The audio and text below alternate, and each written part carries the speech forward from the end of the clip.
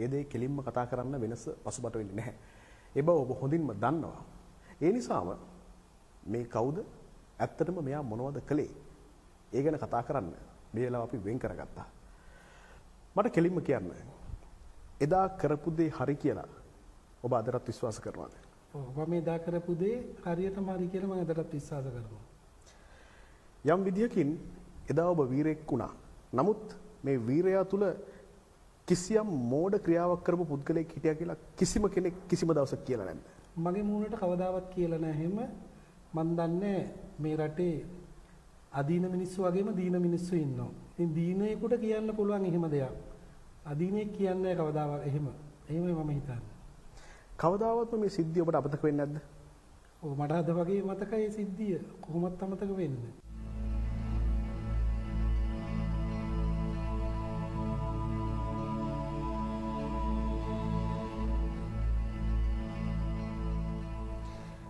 නම විජිත රෝහණ විජේමුනි. මොකක්ද ඔබ කරේ? මම කරේ රට ජාතිය වෙනුවෙන් මට පිරිනමන්න පුළුවන් ඉහළම උත්තමාචාරය තමයි දා මම පිරිනැමුනේ.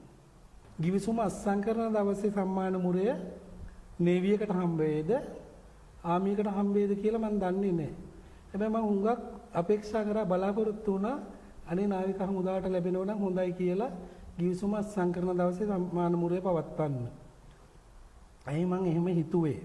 අපි දන්නවා ලංකාවේ සාර්ථකම මෙහෙයුම තමයි මේ යුද්ධයේ ජනාධිපති මහින්ද රාජපක්ෂ මහතුමාට රට දැන් 107 කරලා කැලල නිමාඩපත් කරලා තියෙනවා. ඊට කලින් වඩමාරච්චි මෙහෙයුම තමයි ලංකාවේ සාර්ථක මෙහෙයුම ලෙස කවුරුත් දන්නේ ඉතිහාසගත වෙලා තියෙන්නේ. බෙන්සිල් කොබ්බෑකඩුව මැතිතුමාගේ නායකත්වයෙන් කරපු. ඉතින් එදා මේ මෙහෙයුමේදී LTT සංවිධානය සහ මුලින්ම පරාජය කරලා 99.9%ක්ම අපි යුද ජයග්‍රහණය කරලා තියෙන මොහොතක තමයි තමිල්නාඩුවේ මහ ඇමති එම්.ජී.ආර්. රාමචන්ද්‍රන්ගේ පෙරැත්ත කීමට තමිල්නාඩුවේ ඡන්ද බලය පවත්වාගෙන යාම සඳහා රජීව් ගාන්ධි බලහත්කාරයෙන් එක්සත් ජාතීන්ගේ සංවිධානයට පටහැනිව ඒ කියන්නේ අපේ රටේ ජාත්‍යන්තර රහස් සීමා උල්ලංඝනය කරලා තවත් රටක අපේ ස්වාධීනත්වය කෙලෙසුවා. ඒ කෙලසපු පුද්ගලයා තමයි එන්නේ ඊට පස්සේ මේ ලංකාවට මේ ගිවිසුම අත්සන් කරන්න.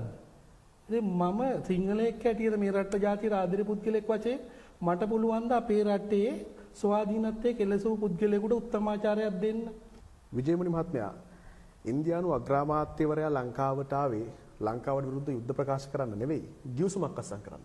ඔය තරම් කේන්ති ගත්තේ ඇයි? ඔබතුමා අහන ප්‍රශ්නේ ගන්න ලංකාවට ආවේ ඇයි? ලංකාවෙන් තුනෙන් එකක් කඩලා උතුරු නැගෙනහිර ප්‍රභාකරන්ට දෙන්න නේ ආවේ. වරදරාජ පෙරුමාල් මහඇමති වෙලා ඊළම් රාජ්‍ය ප්‍රකාශයට පත් කරාන. ලෝකේ රටවල් දෙකක් පිළිගත්තා ඒ ඊළම් රාජ්‍ය. නෝර්වේත් පිළිගත්තා මට මතකයි තව අප්‍රිකානු රටක් පිළිගත්තා. ඊළම් රාජ්‍ය එහෙම වුණා නම් මොකද වෙන්නේ? තව රටවල් ඇමරිකාවයි ඔය බලගත් රටවල් කීපයක් පිළිගත්තා නම් මොකද වෙන්නේ? වඩමාරච්චි මෙහෙයුම කරද්දී අහස් සීමා උල්ලංඝනය කරේ පරිප්පු දානවා මම දැක්ක මං කංගසන්තුරේ යුද නැවක හිටිය නාවික හමුදාව. ඉතින් මට එදාව කේන්ති අපේ රටට මෙහා මෙහෙම දෙයක් කරා නේද කියලා. ඉතින් මෙයා අර ගිවිසුමක් අත්සන් කරන ආවට මෙයා එවැනි ආක්‍රමණිකශීලී ප්‍රතිපත්ති අනුගමනය කර උපුත්කලේ. ඒකයි මම එයාට මේ විදිහට සැලකුවේ මම වෙනුවෙන් උත්තමාචාර දැක්කුවේ. මම ජීවත් වෙන්න බලන් කරපු දෙයක් නෙවෙයිනේ ඔක. මම ඒ දාම වෙඩි තියලා මරලා දායි කියලා මම හිතුවා. ඒ වා මන් දන්නේ කොයිතරම් යුක්ති උත්තද කියලා ඔය අහන ප්‍රශ්නේ මුළු රටම විරුද්ධයි. මම රට ජාතියට ආදරේ පුද්ගලෙක්. මගේ හැඟීම් මගේ ලේනහරවල ඒවා තියෙනවා. ඒකයි මම එදා එවැනි තීරණයක් ගත්තේ. ජීවිතය ගැන මම හිතුවේ නැහැ. මම අදත් මේ සිද්ධිය ගැන මම සතුටු වෙනවා. රට වෙනුවෙන් මට කරන්න පුළුවන් උත්තමාචාරය මම දුන්නා යාට. කවදාවත් නොකරන්න. මම හිතන්නේ ඒවයි ඵල විපාක තමයි ඊට පස්සේ මේ යුද ජයග්‍රහණයේදී ඉන්දියාව අපිට අත දාන්න ආවේ නැත්තේ. ඒවත් හේතු සාධක වුණා මම දකින්නේ එහෙම. යම් විදිහකින් එදා ඔබ එල්ල කරපු පහර වැදිලා රජීව් ගාන්ධි ඉන්දියානු අග්‍රාමාත්‍යවරයා මිය ගියා නම් ඉන්දියාව ලංකාවට මොන වගේ ප්‍රතිචාරයක් දක්වයිද? ඒ ගැන හිතුවද? අම්මෝ දැන් ওই ප්‍රශ්නේ මම ගොඩාක් දුරට කල්පනා කරලා තීරණයක් ගත්තේ නෑ. මෝඩ තීරණයක් නෙවෙයි මම ගත්තේ. දවස් 3-4ක් මම කල්පනා කරා ওই දේ ගැන. හමුදාවේ නීතියක් තියෙනවා. හමුදාවේ විනයක් තියෙනවා. හමුදා නිලධාරියෙක් හැටියට ඒ විනය ඒ නීතිය ඔබ ගැන. ඔබතුමාගේ ප්‍රශ්නෙට මම තාම උත්තර දීලා ඉවර නෑ. මම කියන්න ඕන දැන් ඉතින් ඔබතුමා අහන්නේ රජීව් ගාන්ධි මැරුණා නම් මොකද්ද මේ රටට වෙන්නේ කියලා. එතකොට මම ඒව හිතුවා කියලා මං කියන්න ඕන අද ප්‍රකාශ කරන මේ අවුරුදු 25කට පස්සේනේ අපි මේක ගැන කතා කරන්නේ. රජීව් ගාන්ධි මැරුවේ මගෙන් පස්සිද්ධියෙන් පස්සේ ප්‍රභාකරන් තමයි මල් මාලාවක් දාලා අර කොටි කාන්තාව ලව්ව මැරෙව්වේ. ඉතින් ලංකාවේ පුරවැසියෙක් ප්‍රභාකරන්. ඉන්දියාව ලංකාවට මොනවද කරේ ප්‍රභාකරන්ට? මොකුත් කරේ නැහැ. ලංකාවත් කැමති නේ මිනිහ අල්ල දෙන්න. ඉන්දියාවේ සායර් සිං කියලා සික්කාරයෙක් තමයි ජනාධිපති වෙලා හිටියේ. ඒ ජනාධිපතිතුමායි රජීව් ගාන්ධි විරසක වෙලා හිටියේ ගොඩක්. එතකොට එයා තමයි තීරණය ගන්නේ ලංකාවේ මම රජු මැරුවා නම් මගේ පහර වැදිලා මැරුණා නම් මොකද්ද කරන්න කියලා තීරණය ගන්නේ ජනාධිපති. ඉතින් මට මෙහෙ දඩුවම දෙන ඔය මගේ පහරට යාට ලේ ගිය පහරක් නෙමෙයිනේ. පැලීමක්නේ සිද්ධ වුණේ. අවුලුවට ගහපු එක ඔළුව පහත් කරලා එයා බේරුණා. ඉතින් ඒ පහරෙන් ලේ ගියෙත් නැතුව මට අවුරුදු 6ක් දඬුවම් කරා. ඔබතුමා කියන හිතන විදිහේ පතන විදිය දෙයක් එතන වෙන්නේ නැහැ. ඒ ජාත්‍යන්තරව ඒ දේවල් මම හිතුවා. අනිත් එක මං හොඳ උදාහරණයක් කියනවා. මම හිතන්න එපා. දීන විදිය රදීන වෙන්න ඕන අපි. පිදෙල් කස්ට්‍රෝට ඉන්න පුළුවන් නම් ඇමරිකාව ඉදිරිපිට කොච්චර කුමන්ත්‍රණය කළා දෙන නායකයා මරන්න. ඇයි අපිට ඒ විදිහට හිතන්න බැරි? අපි ඒ විදිහට හිතන්න ඕන. මොකක් හරි ප්‍රශ්නයක් තියෙනවා නම් ඒ ප්‍රශ්නේ විසඳන් තියෙන හොඳම ක්‍රමේ ප්‍රශ්න ඇති කරපු මනුස්සයර ගහන එකද? මෙහෙමයි. දැන් ඒ ඔයාගේ අහන ප්‍රශ්නෙට ඒ පුද්ගලයාට ඒ විදිහට තමයි මට සලකන්න වෙන්නේ. දැන් ඔය මගේ ප්‍රශ්නයක් නෑ අපිට පුළුවන් සාකච්ඡා කරලා විසඳ ගන්න. ඉන්දියාව කියන්නේ ලංකාවේ ලෝකේ 4 වෙනි පාබල හමුදාව හිමිකම් කියන රට 14 ලක්ෂයක්. රජීව් ගාන්ධි එදා වඩමාරච්චි මෙහෙම කඩාකප්පල් කරේ නැත්නම් මේ දක්වා 28000 මැරිලා තියෙනවා. ඒ 28000ගේ ජීවිත අද ඉතුරු මේ මිනිස්සු අද ජීවත් වෙනවා. මම ඒක නිසා මම මේ කියන්නේ මම කරපු දේ අදටත් බැලුවම හරියටම හරි 28000ගේ ජීවිත බේරෙනවා ඔය රජීව් ගාන්ධි කියන මිනිහා එදායේ වැඩමාරච්චි මෙහෙමේදී අඩාකප්පල් කරලා ගිසුමස් සංකරේ නැත්තම් අපි හිතන්න ඕනේ මේ පැත්තයි. ඔය අනිත් අය වගේනේ මං අනාගතය ගැන හිතනවා මං සාමාන්‍ය පුත්ත. මට කියන්න රජීව් ගාන්ධිට ගැහුවට පස්සේ මොකද උනේ? එතනින් එහාට කතාව කියන්නකෝ. ඔව් රජීව් ගාන්ධිට ගැහුවට පස්සේ මට බොඩිගාඩ් කෙනෙක් හිටියා SP කෙනෙක් පෙරඩ් එකේදී මට බට් එකක් ගහලා වට්ටනවා. ඊට පස්සේ ස්ටිය ජීප් එක දාලා මාව නායක හමුදාවට අරන් ගිහිල්ලා මට කෑම එකක් හම්බුණා දවල් කෑමට. ඊට පස්සේ හවස ගිහලා CID එකට බාර දුන්නා. CID එකේ මං ගෙව්ව මාස 3ක් හිටියා. ඒ මාස 3 මට අවුරුදු 300ක් වගේ අදටත් පේන්නේ. හිරගෙදර යතින් මට දිව්‍ය ලෝකයක්. ඊන් පස්සේ ඉතින් දවස් 20 ගාණක් එක දිගට නඩුව අහලා අවුරුදු 6කට මට දඬුවම් කරනවා. මම රට ජාතිය වෙනුවෙන් තමයි දිරපත් කෑවේ. ඉතින් මිනිස්සුන්ගෙන් මං තාන්න මාන්න මොකුත් බලාපොරොත්තු වෙන්නේ කරේ ඒ වෙලාවෙම මැරෙන්න. අද අපිට මෙහෙම කතා කරන්න වෙලා තියෙන්නේ මං හිතන්නේ මගේ චේතනාව හොඳ නිසා. නැත්තම් මෙහෙම අපිට කතා කරන්න හම්බෙන්නේ නැහැ. හරිද මම මරණයට බය නැහැ මං කියන්නේ. මම වැඩියෙන් පින් කරලා තියෙනවා නම් මං ඊළඟ ආත්මෙ මීට වඩා හොඳ තැනක උපදිනවා. අන්නේ මතේ දරන කෙනෙක් මම. ජීවිතයේ සිදු නොවිය හැකි බොහෝ දේවල් අත්විඳපු කෙනෙක් නේ ඔබ. ඒ නිසා අනාගතෙත් එහෙම දේවල් සමහර විට අත්විඳින්න සිද්ධ වෙවි. මං අහන්නේ උපකල්පනයක්. කවදා හරි දවසක රාහුල් ගාන්ධි අග්‍රාමාත්‍යවරයා වෙලා විජිත් විජයමුණි ඉස්සරහට ආවොත් කතා කරන්න කොහොමද ප්‍රතිචාර දක්වන්නේ? මං හිතන්නේ එහෙම දෙයක් වෙන්නේ නැහැ කවදාවත්. එහෙම දෙයක් වෙන්නේ නැහැ. රාහුල් ගාන්ධි විජිත් විජයමුණි ඉස්සරහට එන්නේ නැද්ද?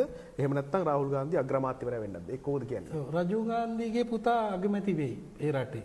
සාමාන්‍යයෙන් එයා දේශපාලන නායකයෙක් වුණොත් මේ රටේ දේශපාලන නායකයෙක් එක්ක ඇරෙන්න මම දේශපාලනය කරන පුද්ගලයෙක් නෙවෙයි මම ස්වාධීනව මේ රටේ ඉන්න පුරවැසියෙක් අද වෙනකොට. මම හිතන්නේ ඒක නිසා මට අදාළ නෑ ඔක. 1987 ඔය දවස වෙනකොට ඔහුට වයස අවුරුදු 21යි. බොහොම සුහුඹුල් තරුණයෙක්. පුංචි දෙයකටත් කේන්ති ගන්නවා. සමහර විට හරියටම සමාජය තේරෙන නොතේරෙන වයස වෙන්න පුළුවන්. අවිවාහකයි. අද නම් ඔබ රජීව් ගාන්ධිට සමහර විට ගහන්න නැති වෙයිද කියලා මට හිතෙනවා. නෑ. මම එදාටත් වඩා මගේ ඉදිතරකම අදට තියෙනවා. මගෙන් මේ රටට අවශ්‍ය වෙලාවට අවශ්‍ය දෙයක් වුණොත් මම ඒ යුතුයකම මේ රට ජාතිය වෙන මම ඉෂ්ට කරනවා. මගේ හිතේ ඒක තියෙනවා. මේ ඔබේ ඉතිහාස කතාව හරියට කියවන කෙනෙක් සමහර විට බෙන් ප්‍රශ්නයක් අහන්න පුළුවන්. විජයමුණි කියලා කියන්නේ ඉන්දියන් විරෝධියෙක්ද කියලා. ඒක එහෙමද? නෑ මම රජීව් ගාන්ධිගේ කරපු ක්‍රියාවට විරුද්ධව අර පහර දුන්නට මං ඉන්දියන් විරෝධියෙක් නෙමෙයි. ඉන්දියාවේ ජනතාව සමගවත් ඒ රට පිළිබඳව මගේ හොඳ මේ දැක්මක් තියෙනවා. බුදුහාමුදුරුව අපේ ඉපදුණු පුණ්‍ය භූමිය. ඒකට අපි ගරු කරනවා. ඒ පුද්ගලයාගේ සමග විතරයි පුද්ගලයාගේ ක්‍රියාව සම්බන්ධයෙන් විතරයි මම ඒ තීරණය ගත්තේ. ඉතින් මම දඹදිවත් සංචාරයක ගියානේ මම ඉන්දියාවේ. රට වෙනුවෙන් හැඟීමෙන් ආවේගශීලීව ඉන්දියානු අග්‍රාමාත්‍යවරයා ඉදිරියේ තමන්ගේ රයිපලේ උස්සන්න තරම් ධෛර්යයක් තිබුණු විජයමුණි ඊට පස්සේ යකඩ කූරු අතර ජීවිතේ හිර කරගන්නවා. බන්ධනාගාරගත වෙනවා. ඊට පස්සේ මොකද වෙන්නේ? ඔව් බන්ධනාගාරේ අවුරුදු 6ක් නේ මට දඬුවම දෙන්නේ. මේ රජීව් ගාන්ධිට ගහපු සිද්ධියට අවුරුදු 6ක් දඬුවම් කරනවා. හරි අසාධාරණ තීන්දුවක් ඒ මට දුන්නේ. ඒ තුන් දෙනාම අද වෙනකොට ජීවතුන් අතර නැහැ. රජීව් ගාන්ධිත් නැහැ. නමුත් අවුරුදු 2යි මාස 4යි දවස් 10යි මට ඉරේ ඉන්න වෙන්නේ. ඉරගෙදර ඉඳෙද්දි පාළුව තනිකම මැකෙන්න සින්දු ලියන්න පුරුදු වුණා. සාහිත්‍ය හදාරපු කෙනෙක් නෙමෙයි මම.